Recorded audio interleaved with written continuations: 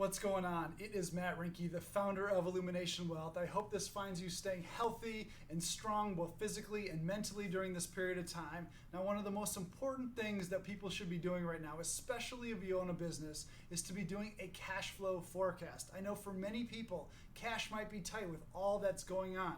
So I wanted to give you a few simple steps to create a cash flow forecast. It shouldn't be overwhelming.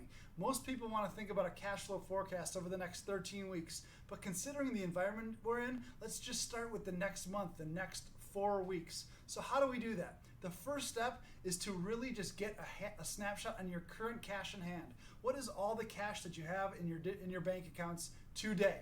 Following that, let's think about all of the sources of cash that are going to show up over the next 4 weeks, all of the receivables that you might collect, all of the deposits that you might receive from new customers, any of other income that you might receive from other sources. Those are going to be your sources of cash that you can map out over the next 4 weeks.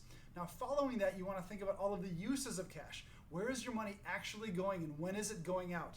Do you have to pay rent on the 15th of the month so that cash will come out? Do you have to make payroll on the 15th of the month so that'll come out over the next 4 weeks? Do you have other vendor payables that are going to go out over the next 4 weeks that'll go on your forecast? So those are all of the uses of cash. So following that, you'll take your current cash on hand, the new sources of cash that are showing up, and then you'll subtract the uses of cash over the next month. So you then can see where your cash is projected to be based on the actual movement of your money.